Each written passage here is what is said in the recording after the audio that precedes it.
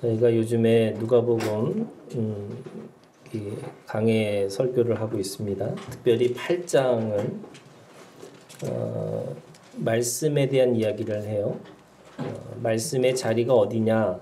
말씀의 자리는 마음입니다. 그래서 마음을 우리가 수련하는 것이 아니고 마음에다가 말씀을 두고 살아가는 겁니다. 그러면 그 마음이 30배, 60배, 100배의 그 결실을 맺는 그런 말씀의 능력 또는 믿음의 능력이 나타나는 거죠. 그런데 왜 사람들은 이 말씀을 두고 있는데도 불구하고 왜 능력을 경험하고 살 수 없을까? 그것이 오늘 이제 여러분들이 아시겠지만 이미 지난주, 지지난주 설교가 그 말씀의 능력에 대한 이야기를 했었습니다. 믿음의 능력, 그 믿음의 능력, 말씀의 능력의 자리가 어디냐? 첫 번째는 입술입니다. 그죠?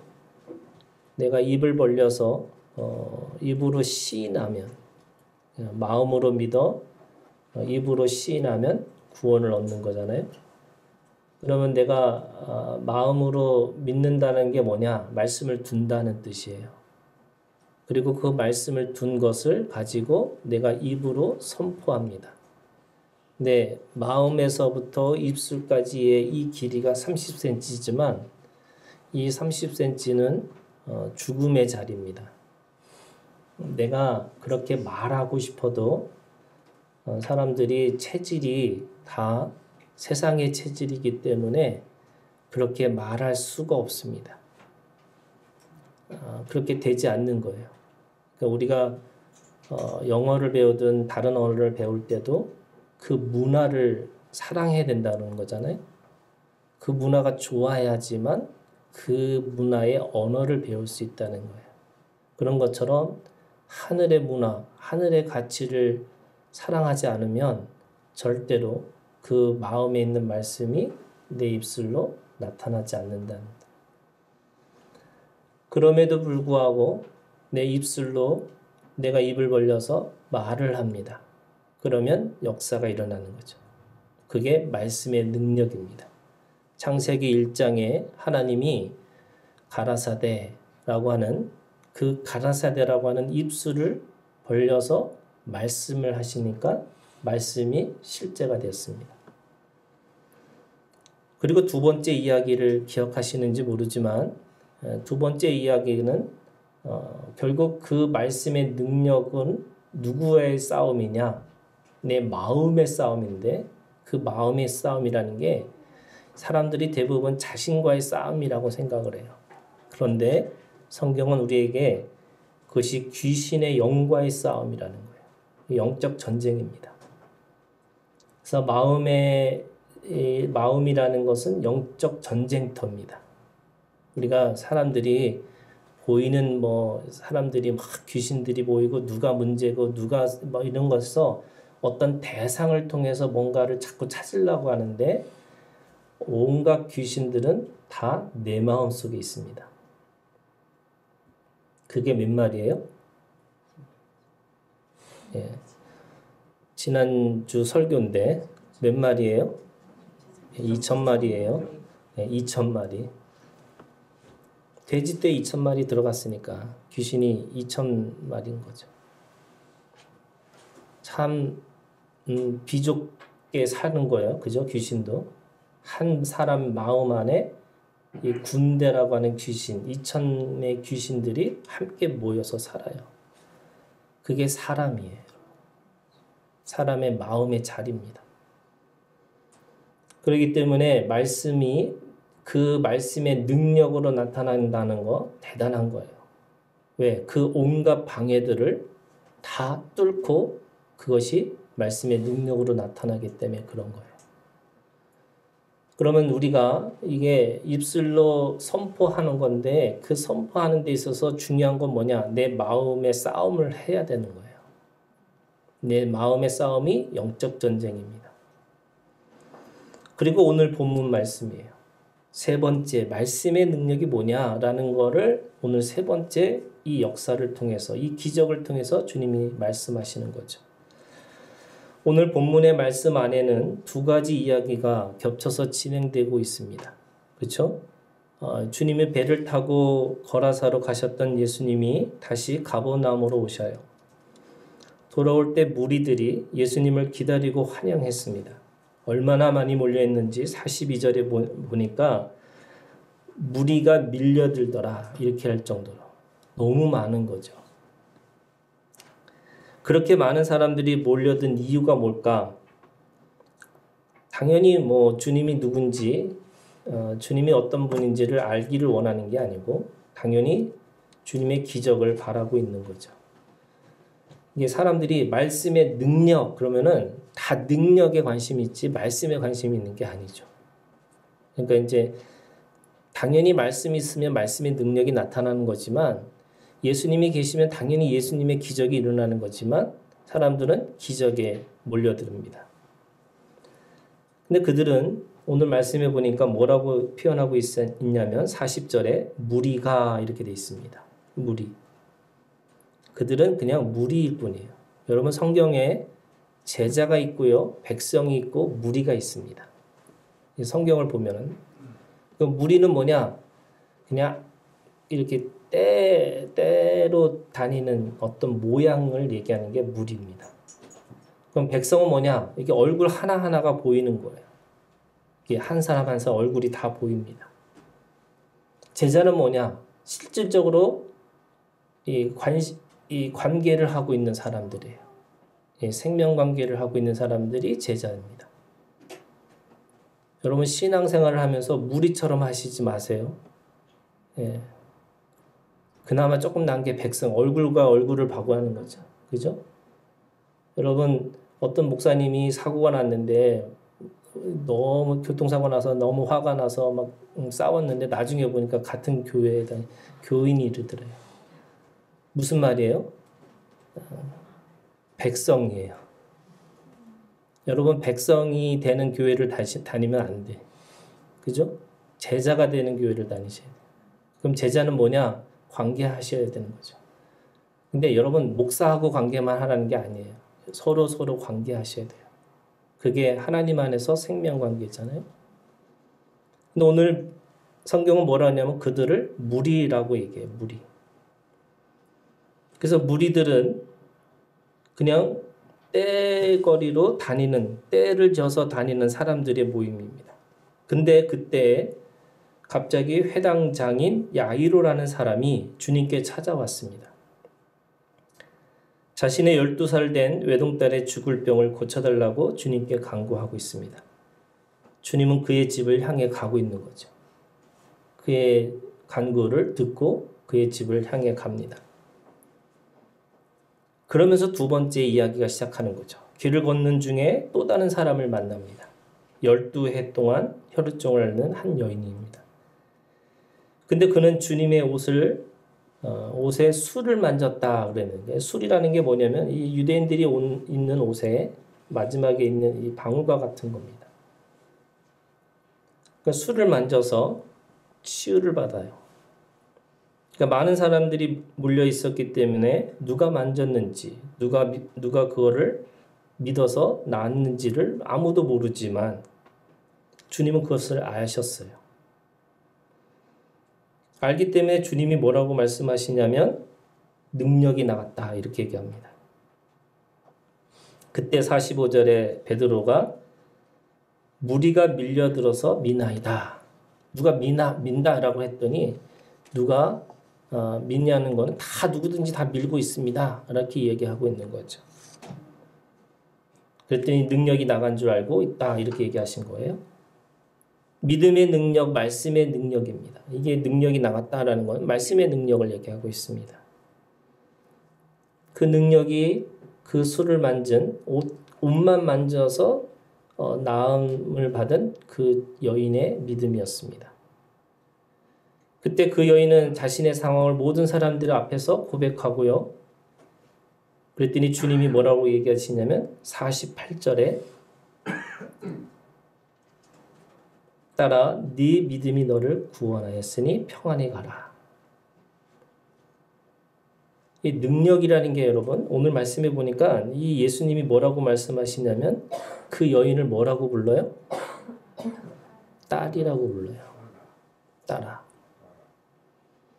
수많은 사람들의 무리들 앞에서 여러분 딸이 보일까요? 안 보일까요? 딸이 보여요? 안 보여요? 보여요. 저희 아들이 그 어린이집에 가서 첫 공연을 할 때 지금도 제가 기억해요. 저희 아들이 12월생이라서 다른 아이들하고 좀 늦어요. 그 무대를 올라갔는데 아이들은 다 율동을 하는데 우리 아들은 절대 율동을 안 하고 이 사람이 뭐가 어디가 있는지 하고 입을 약간 벌리고 우리 아들의 그 표정이 있거든요. 제가 갖는 표정이랑 비슷해요. 어리버리한 느낌의 그런 이렇게 입을 벌려가지고 이렇게 두리번 3분 공연을 그렇게 끝냈어요. 그런데 저는 아직도 이 아들만 보여요. 다른 사람이 어떻게 했는지 다른 어떻게 했는지 상관없이 그냥 아들만 보이는 그 장면이 있어요. 사람들은 능력이라고 하니까 이게 전기가 나가듯이 그렇잖아요. 주님의 손 이렇게 옷만 잡으면 막 전기 나가듯이 제가 기도원에 가서 막 죄송합니다. 기도빨이 센 목사님이 기도를 해준다고 하니까 사람들이 다 거기 가서 머리를 다 들이대시는 거예요. 근데 그분은 그러니까 막 전기를 주듯이 막 이렇게 주는데 이제 저희도 있었어요. 그러니까 저희 아내한테 손을 딱 얹길래 제가 됐습니다. 이렇게 했어요. 제가. 건방진 거죠. 근데 저는 왜 그렇게 했냐면 여러분 기도라는 거, 예배라는 거, 우리가 신앙생활이라는 건 여러분 관계하는 거예요. 관계하는 건데 그게 무슨 전기를 받듯이 무슨 어떤 그거를 받듯이 그냥 사람들은 그 안에서 어떤 관계를 다 뺀 상태에서 그냥 능력만 가지려고 하는 거잖아요. 근데 주님은 이 여인을 향해서 뭐라고 그래요? 이미 관계하고 있는 딸이라고 그렇게 인정하세요. 그런데 재밌는 거는 분명히 예수님한테 전기가 나간 거라고 생각하는 건데 오늘 48절에 있는 말씀에 보니까 따라 네 믿음이 너를 구원했다. 네 믿음. 그 여인의 믿음이라고 얘기해요. 그러고 나서 다시 야이로의 집으로 갑니다. 그 야이로의 집에 가서 주님은 두 번째 그 딸을 죽은 딸이죠. 이제 병들어서 거의 죽을 상황에 있다고 고백하고 그 이야기를 듣고 가는 도중에 그 딸은 죽습니다. 그 딸을 죽이는 그 죽은 딸을 향해서 주님은 또 낫게 하시죠. 다시 살리셨어요. 야이로라고 하는 이름의 뜻이요. 하나님이 빛을 비출 것이다 라는 뜻의 이름을 가지고 있는 그 뜻을 가지고 있는 이름입니다. 딸의 생명을 위해서 주님께 간구합니다. 그런데 죽었어요. 그랬더니 주님은 그 죽음을 그가 잔다 이렇게 얘기하고 있습니다. 그리고 51절 베드로와 요한과 야고보와 그 아이의 부모만을 데리고 들어가서 아이야 일어나라 이렇게 얘기하세요. 여러분 재밌잖아요. 죽은 사람 앞에서 죽은 사람이 무슨 귀가 있어요? 아이야 일어나라 이렇게 얘기해요. 근데 일어나요. 여러분 죽은 자도 들어요. 이게 참 놀라운 거예요. 근데 그 죽은 자가 들은 그것이 뭐냐? 사실은 영이죠. 하나님의 영으로 그를 살리시는 거예요. 근데 왜 이런 일이 일어났을까? 성경에 보니까 50절 이 야이로에게 말씀하시는 믿음에 대한 이야기를 합니다. 뭐라고 말씀하시냐면 예수께서 들으시고 이르시되 두려워하지 말고 뭐 하라고 그래요? 믿기만 하라. 여러분 현대인들에게 제일 힘든 일이 뭐예요? 믿기만 하라는 말씀이에요. 여러분 어떻게 믿기만 해요? 제가 하도 이 사람들한테 배신과 배반을 당해보니까 어떻게 배신과 배반을 당하지 않을까 하면서 뒷조사를 해야 되나 뭐 해야 되나 그 사람의 평판을 듣고 뭐 해야 되나 막 다 이렇게 생각하다가 어느 순간에 저는 경찰도 아니고 검찰도 아니고 뭐 탐정도 아니고 목사잖아요. 아 그냥 믿기만 해야 되겠다 이런 생각을 한 적이 있어요. 근데 여러분 이 현대인들에게 제일 어떻게 보면 힘든 것 중에 하나가 믿기만 하라는 거예요. 근데 여러분 오늘 주님이 뭐라고 말씀하세요? 믿기만 하라고. 여러분 이 믿음이 있기를 주님의 이름으로 축원합니다. 아멘. 진짜요? 생각하지도 말고 따지지도 말고 믿기만 하래요. 이게 쉬운 일이 아니에요, 여러분.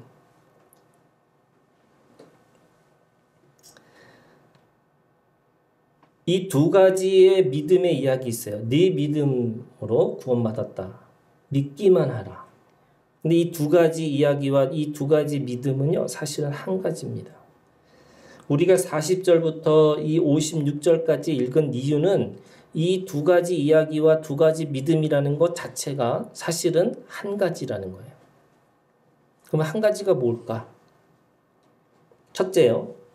여러분 이 본문 안에 이 첫 번째가 뭐냐면 12라는 숫자예요. 12살의 딸의 죽음 그리고 12해를 혈우증을 앓고 있는 여인입니다. 여러분 10이라는 숫자는 유대인들에게는 완전의 숫자예요. 그렇죠? 땅의 숫자가 4고 하늘의 숫자가 3이에요. 그러면 7이잖아요. 곱하면 12예요. 곱하면 24예요. 그러니까 7과 12와 24, 48 뭐 이런 것은 다 완전의 숫자의 의미가 있어요. 그러면 12해 또 12살 지금 완전의 의미를 가지고 오는 순간에 뭐 했어요? 가장 절망의 순간을 맞이하고 있는 사람들이에요. 그 당시 여자가 12살이면 결혼 정년기라고 합니다. 가장 아름답고 새로운 인생을 바로 시작할 그 나이인데 12살인데 그 나이에 어떻게 됐어요? 죽었어요. 가장 아름다운 시간, 가장 어떻게 보면 이제 인생을 시작하는 시간 속에서 가장 중요한 그 시간에 죽음을 맞이한 절망의 순간을 맞이한 거죠. 가장 비참한 죽음을 맞이하게 되었습니다. 우리가 어떻게 보면 여러분 저도 장례식을 많이 치러봤지만 가장 슬프고 힘든 이 장례식이요 어린아이가 죽는 거예요. 이거는 말로 뭐 어떻게 표현합니까? 말 자체가 힘든 거죠. 여러분 아버지 야이로의 입장에서도 마찬가지예요. 최선을 다해서 키운 오늘 본문에 있는 말씀에 보니까 외딸이라는 거예요. 외동딸이에요. 유일한 생명 사랑하는 딸이었습니다. 아들이 결혼한다고 하면 저희 아들이 저한테 묻거든요. 어제 묻더라고요. 아빠 내가 결혼한다고 하면 어떻게 할 거야? 저는 프랭카드 달 것 같아요. 우리 아들 장하다고. 근데 딸이 결혼한다고 하면 어떻게 할까요? 저는 일단 반대하고 싶어요. 어떤 놈인지 어떤 인간인지 어떻게 알아요? 뭐 이런 생각이 들어요. 저는. 여러분 아버지의 심정은 지금 이 야이로의 심정은 누구도 상상할 수 없는 상황인 거죠. 이 아버지 이 야이로에게서 이 죽음은 그 인생의 최악의 순간인 거죠. 마찬가지로 여러분 12해 혈우증을 앓고 있는 여인이 있습니다. 누가복음 8장 12절에 누가는 뭐라고 표현하고 있냐면 아무에게도 고침을 받지 못하던 여자라고 담백하게 표현하고 있어요. 그런데 마가복음 5장 26절 똑같은 본문인데 그 마가복음 5장 26절에는 더 구체적으로 이 여인의 상황을 얘기합니다. 뭐라고 얘기하고 있냐면 많은 의사에게 많은 괴로움을 받았고 가진 것도 다 허비하였으되 아무 효용도 없고 도리어 더 중하였던 차. 이렇게 표현하고 있어요. 아니 치료받는 게 무슨 괴로운 거예요? 그런데 얼마나 많은 의사들을 만나서 얼마나 많은 치료를 했는지 그 치료 과정 하나하나가 다 괴로웠다는 거예요. 그런데 그 괴로운 것만이 아니라 온 재산을 다 허비했다는 거예요. 돈은 돈대로, 그리고 치료는 치료대로 너무나 힘들고 어려운 시간들을 겪었는데 뭐 했어요? 아무런 효용도 없었어요. 오히려 더 중하였다 이렇게 표현하고 있습니다. 12년의 삶, 그죠? 우리의 12년의 이 삶이라는 거, 병든 시간이에요. 이 12년의 삶은 괴로움의 완성의 시간이었어요. 그러니까 괴로워도 너무나 괴로워서 완전한 괴로움. 그게 12년, 12해를 앓고 있는 이 혈우증의 여인. 그래서 괴로워도 너무나 괴롭고, 이게 12년이라는 표현하면 이렇게 되는 거죠. 괴로워도 완전하게 괴로웠고, 힘들어도 완벽하게 힘들었고, 아파도 너무 아픈 거예요. 이 여인의 12년의 시간은 고통으로 완성된 시간이에요.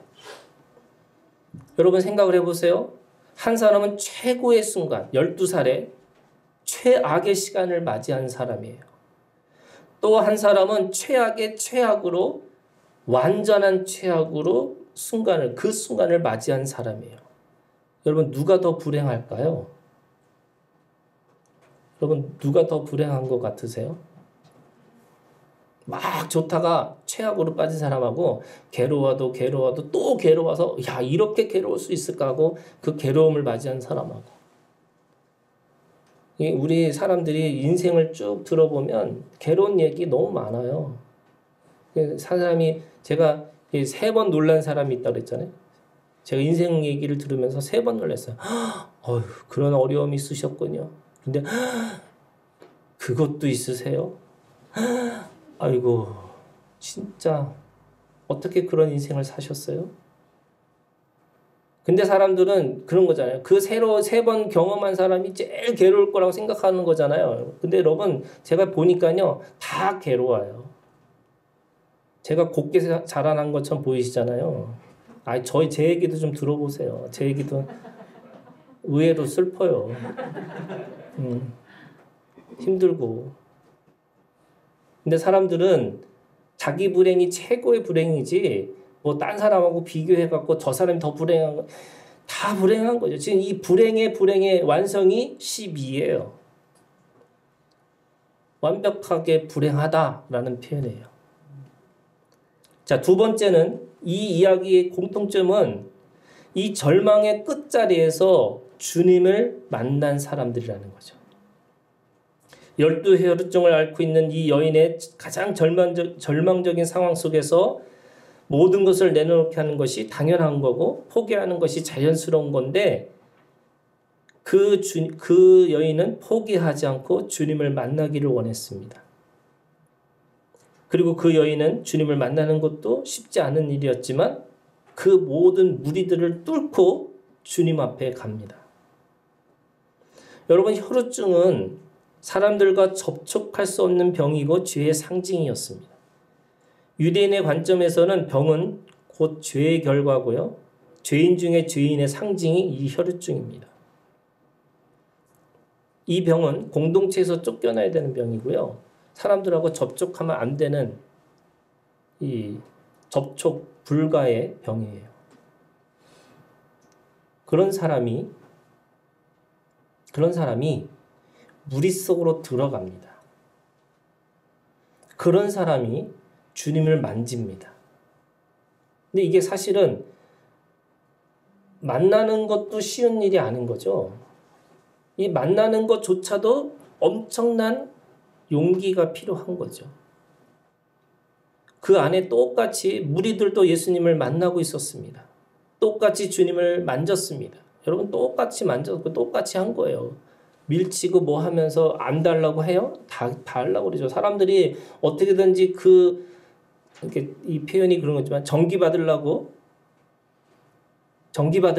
그죠? 여러분 얼마나 머리 들이대고 사람들이 이렇게 하겠어요?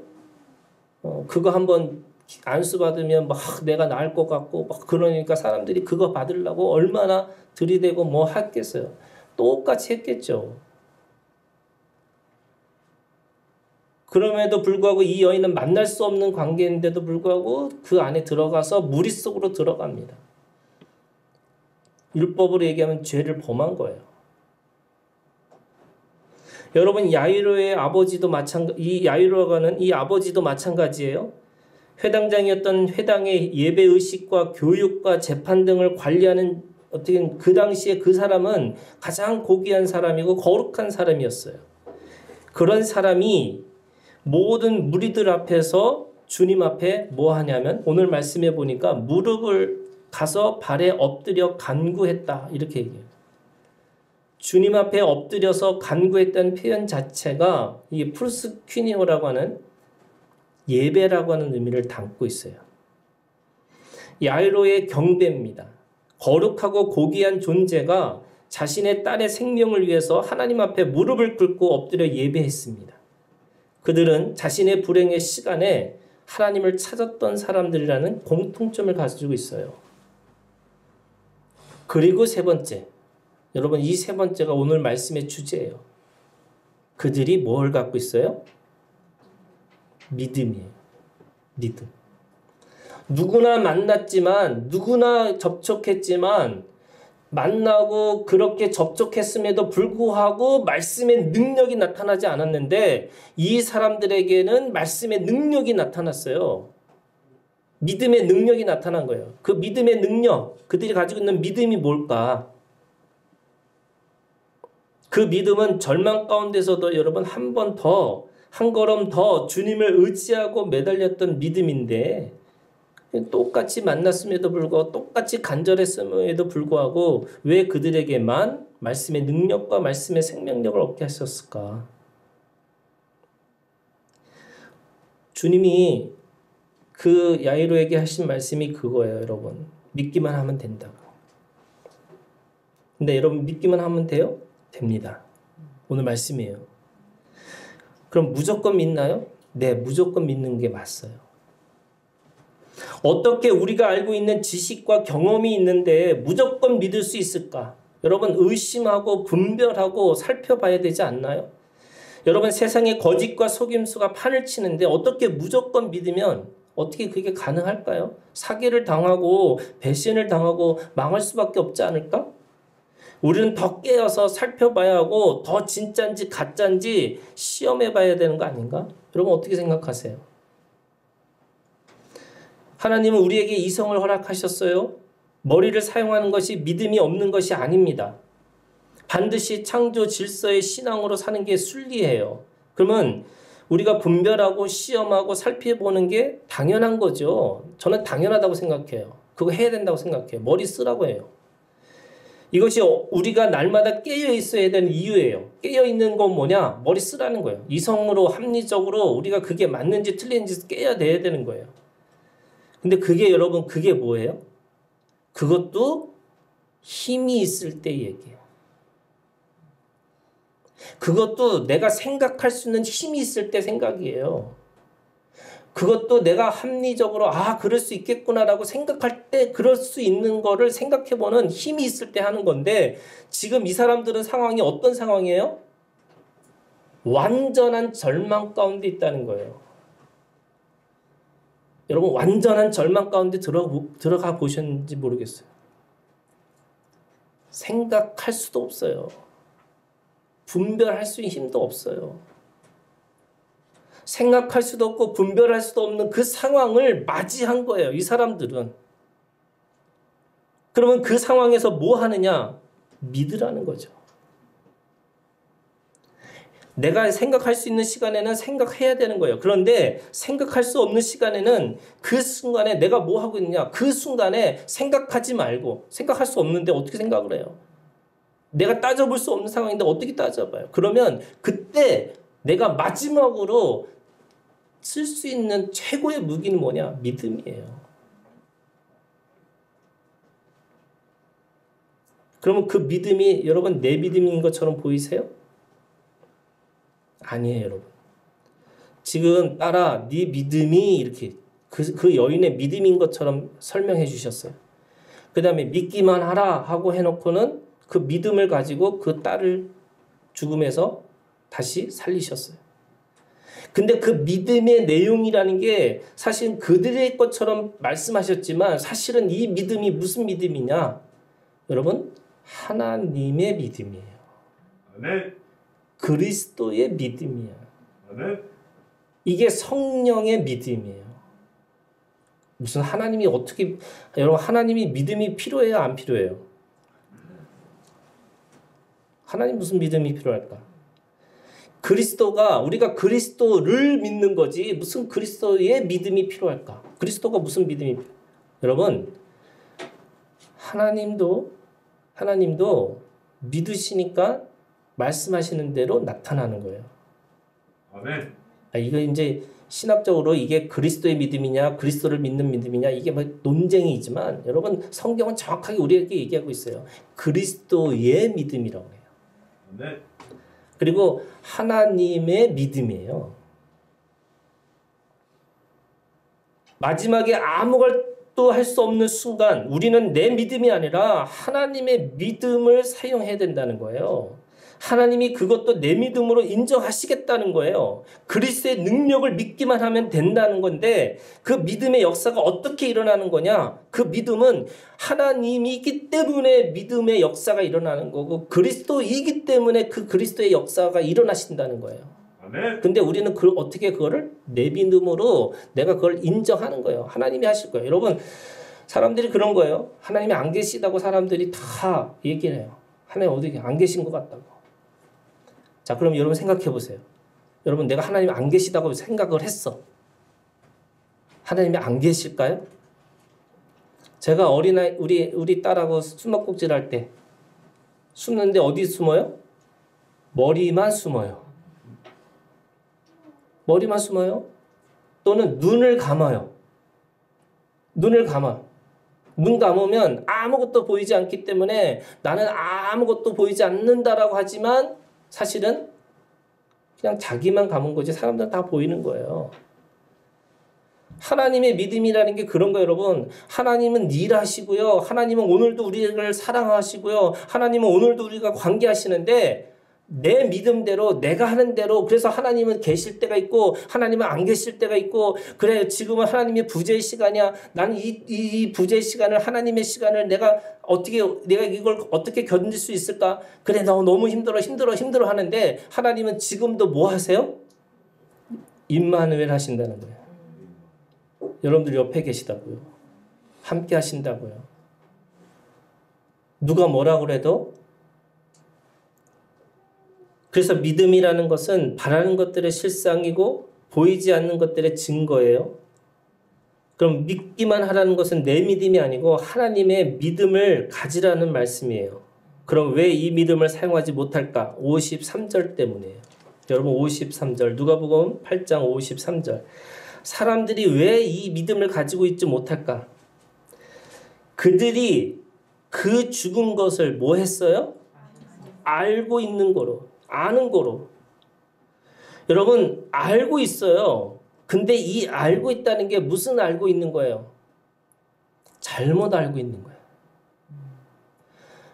과학적으로 합리적으로 여러분 죽은 게 맞다고 생각하는 거예요. 이 사람들은. 근데 주님은 뭐라고 말씀하셨어요? 잔다고 표현했어요.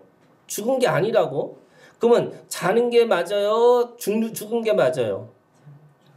자는 게 맞다고 주님이 말씀하셨잖아요. 그런데 이 사람들은 왜 비웃어요? 왜 하나님의 믿음을 갖고 그리스도의 믿음을 갖고 있지 않아요? 자기가 알고 있는 게 다라고 생각하는 거예요. 여러분 성경이 뭐라니 지식이 없는 걸 무지라고 그래요. 잘못된 지식을 오지라고 그래요. 다 알지 못하는 걸 맹지라고 그래요. 잊어버리는 지식을 망지라고 그래요. 이 네 가지 상태, 무지, 오지, 맹지, 망지, 이게 하나님의 지식을 멸시합니다. 자신이 잘못 알고 있는 걸 자신의 것을 생각을 하는 거예요. 자신의 가지고 있는 생각이 맞다고 생각하는 거예요.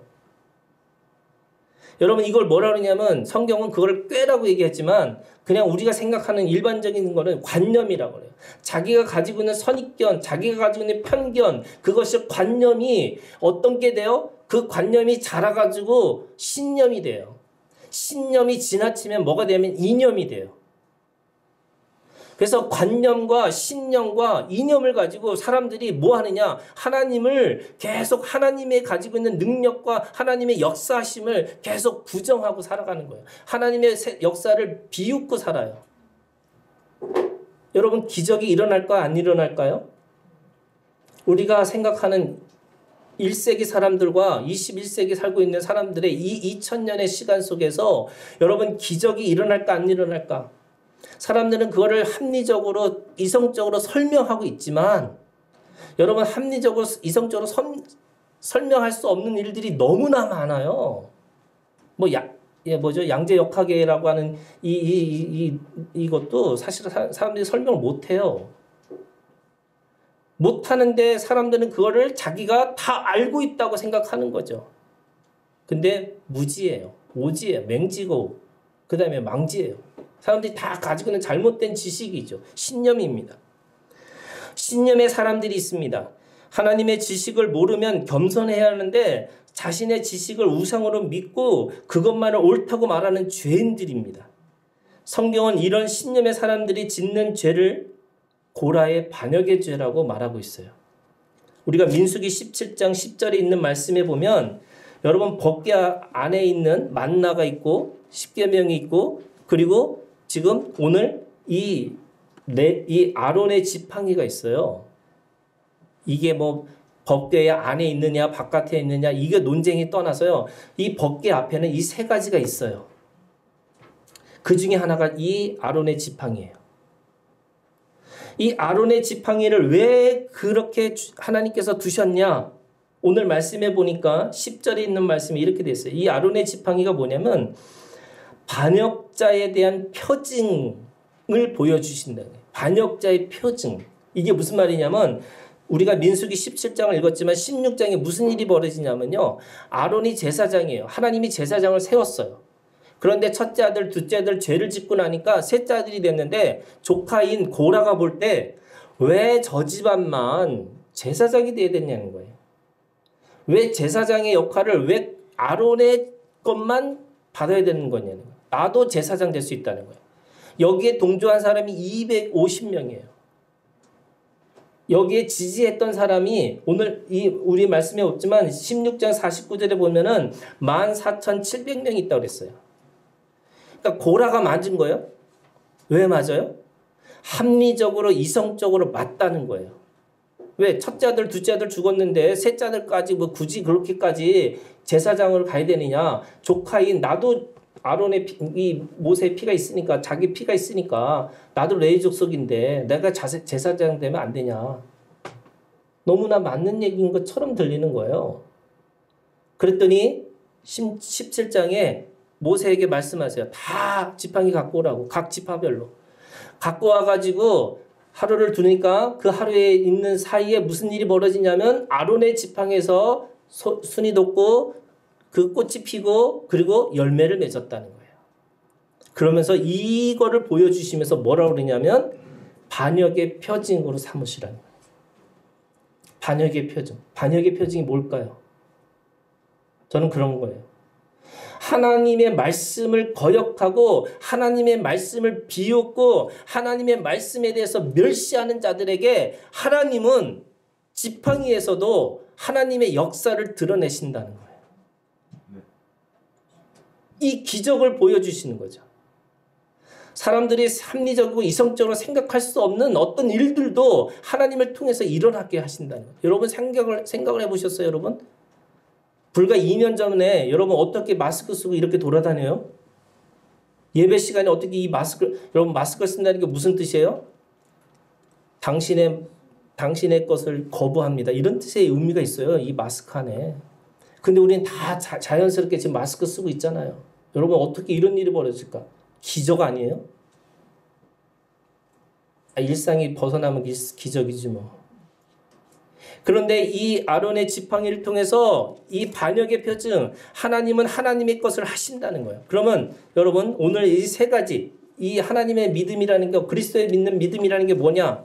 오늘 세 가지를 말씀드릴게요. 첫 번째, 여러분, 절망의 순간, 내가 아무것도 할 수 없는 순간에 여러분 마지막에 하나님의 권위, 이게 지팡이에요.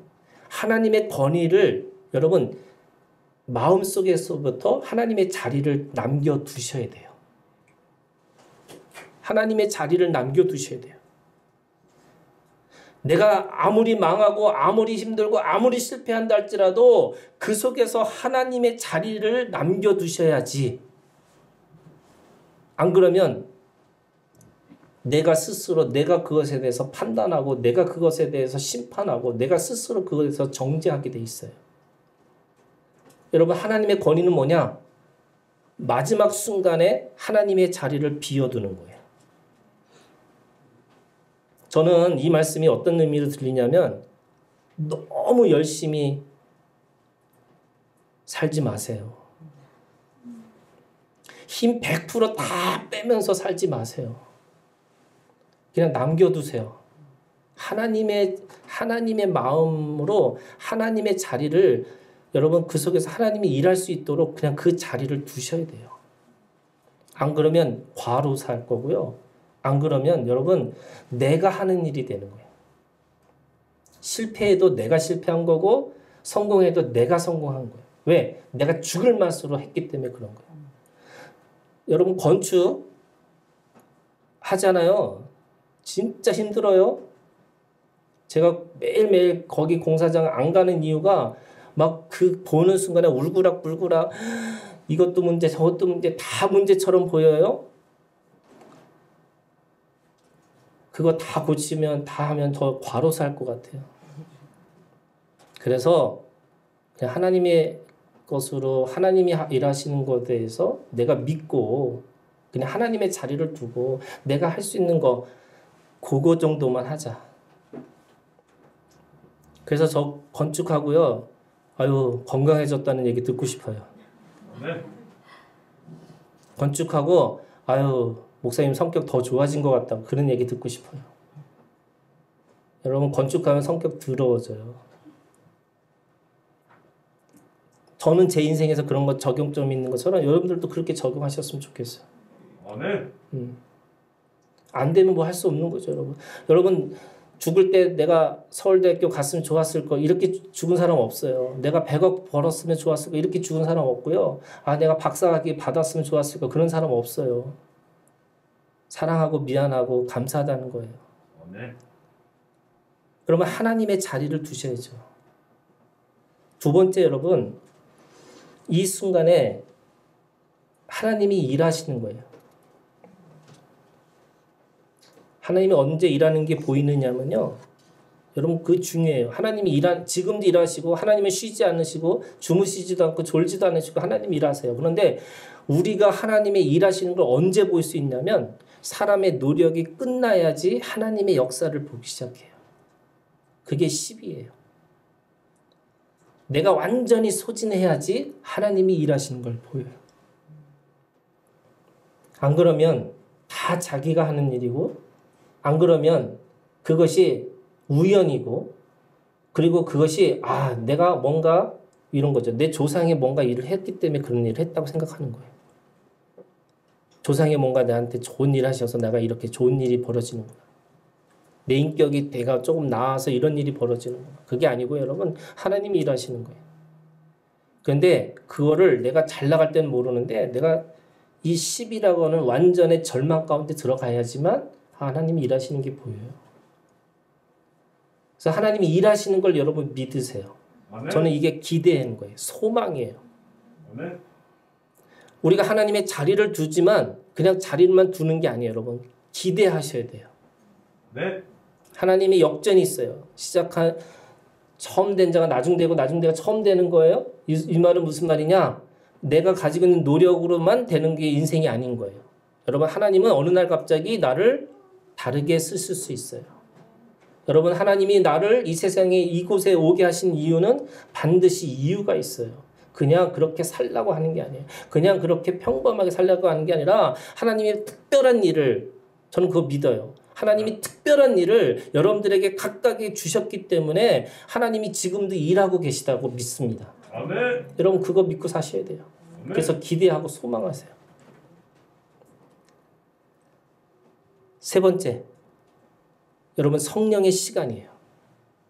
성령의 시간은 여러분 어느 순간에 내가 하나님의 내가 죽어서 천국에 가서 야 내가 정말 그 안에서 너무 기쁘다 이런 내가 하나님의 시간을 갖는구나 이게 아니고요. 여러분 지금이 가장 행복한 시간을 사셔야 돼요. 아멘. 지금 그거 살지 못하면 여러분 그날이 와도 우리는 늘 불만이고 원망해요. 하나님의 역사를 멸시하는 거죠.